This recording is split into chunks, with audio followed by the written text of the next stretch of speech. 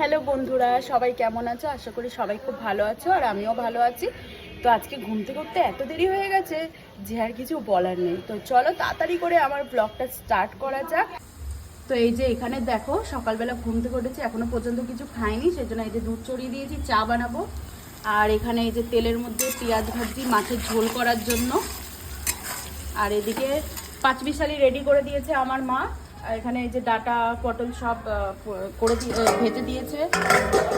আর এখানে চিংড়ি মাছ রেখেছে। কি করবে চিংড়ি মাছ দিয়ে? ও চিংড়ি মাছ পটল আলু ডাটা দিয়ে তরকারি, হেভি লাগে খেতে বন্ধুরা। আমি এই রেসিপিটা তোমাদের সাথে শেয়ার করব। আমার মনে হচ্ছে এই পেঁয়াজ ভাজাটা মনে হচ্ছে ওই চিংড়ি মাছের জন্যই করেছো না মা? হ্যাঁ, তোমাদের সাথে আমি শেয়ার করবো। ওদিকে চাটা হচ্ছে। এই দেখো, আমার একটা দিদু এসছে। আমরা আগে ওনাদের বাড়িতেই ভাড়া থাকতাম, উনি এসছে আমাদের বাড়িতে। আমাদের সাথে এমন সম্পর্ক যে উনি আমার বাড়িতে, আমরা যেখানে যেখানে ঘর ভাড়া নিয়েছি সেখানেই উনি এসছে। ঠিক আছে, ডাকা হয়েছে মানে কি? হ্যাঁ, এটা সত্যি কথা, আমাদের সম্পর্ক অনেক ভালো, তাই তো দিদু? নিশ্চয়ই। তাহলে কি বলতে চাও আমার বন্ধু? আমার মেয়ে, তুই আমার নাতনি। ব্যাস ঠিক আছে, তো বলো বন্ধুদেরকে কি বলতে চাও, বলো। হাই, সবাই ভালো থাকো, সুস্থ থাকো, ভালো থাকো। দিদুর কিছুদিন আগে খুব শরীর খারাপ ছিল, বুকের মধ্যে পেসমেকার বসেছে। সবাই তাড়াতাড়ি সুস্থ কামনা করো, যেন তাড়াতাড়ি আরো ভালো হয়ে যায়। তো দেখো বন্ধুরা, এখানে তরকারিটা অলমোস্ট হয়ে এসছে, সবকিছু দেওয়া হয়ে গেছে। এই যে ফুটছে তরকারিটা, আর ওদিকে ভাতও ফুটছে। তো আবার আমার বাড়িতে আরেকজন অতিথি এসছে, এই যে আমার একটা মাসি এসছে। হ্যালো, কেমন আছো? ভালো। শরীর ভালো আছে? স্নান টান করে এই যে রেডি হয়ে গেছি। এবার তোমাদের সাথে শেয়ার করবো যে আজকে কি কি রান্না হয়েছে। চলো। আমার মা আগে থেকে সব সাজিয়ে রেখে দিয়েছে, পরপর করে সাজিয়ে রেখেছে যে তোর বন্ধুদেরকে দেখা যে কি কি রান্না হয়েছে আজকে, তোমাদেরকে দেখাই।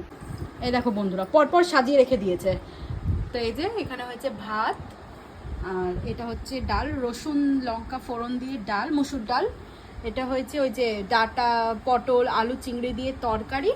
এটা হচ্ছে আমাদের স্পেশাল হচ্ছে পাঁচমিশালি, এটা হচ্ছে রুটি দিয়ে এত সুন্দর লাগে খেতে। আর এখানে করেছে মাছের ঝাল। কি মাছ এটা? কাতলা মাছের ঝাল। তো যারা যারা খাবে, আবারও বলছি, তারা সবাই কিন্তু আমার বাড়িতে চলে আসো। আচ্ছা, আমার মা বলে আমাকে যে তুই সবসময় বলিস যে সবাই চলে আসো, কেউ তো আসে না। তো একদিনকে সবাই সত্যি চলে আসো, তো আমার মাও একটু রান্না করে সবাইকে খাওয়াক। আর তোমরাও বলো যে আমার মায়ের হাতে রান্না কেমন হয়েছে। তোমরাও একটুখানি এসে খেয়ে দেখো, খেয়ে একটুখানি আমাকে রিভিউ দিও যে আমার মা কীরকম রান্না করে। তো চলো দুপুরের লাঞ্চটা কমপ্লিট। তো দেখো, এখানে ভাত নিয়ে নিয়েছি, এই যে ডাল নিয়ে নিয়েছি, আর এখন আমার মা আমাকে তরকারি দিচ্ছে। এই যে এসে গেছে চিংড়ি আলু পটল দিও, আর ডাটা দিও। ডাটা দুটো দেবে, হ্যাঁ, আর পটল একটাই দাও। পটল একটা, ডাটা দুটো দিয়ে দাও। এই যে দিচ্ছে আমার মা আমাকে। দেখো, আমি বলেছি পটল একটা দিও, ডাটা দুটো দিও, ডাটা বেশি ভরে দিয়ে দিয়েছে আমার কথা। ঠিক আছে তো চলো খাওয়া যাক। এরপরে নিয়ে নেবো মাছ। তো বন্ধুরা, আমাদের বাড়িতে আজকে অতিথির মেলা বসে গেছে। আমাদের বাড়িতে আরেকটা অতিথি এসেছে, সেটা হচ্ছে এই দেখো, এটা আমার আরেকটা মামি। এটা আমার আরেকটা মামি। কেমন আছো মামি? ভালো।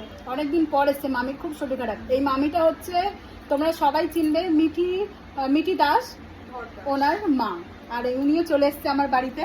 এই যে, কেমন আছো? আমি ভালো আছি। তোমরা সবাই কেমন আছো? আমার এই বোনের পেজটাকে ফলো করে দিও, ওর পাশে থেকো, আমারও পাশে থেকো। ঠিক আছে, তো তোমার ব্লগটা এখন আসছে না কেন? ব্লগ দেবো, বাড়িতে রয়েছি তো, ওর জন্য কোনো এখন ভিডিও কিছু পোস্ট করতে পারছি না। ঠিক আছে, তাহলে সবাই কিন্তু আমাকেও সাপোর্ট করো এই দিদিটার মতো। চলো টাটা।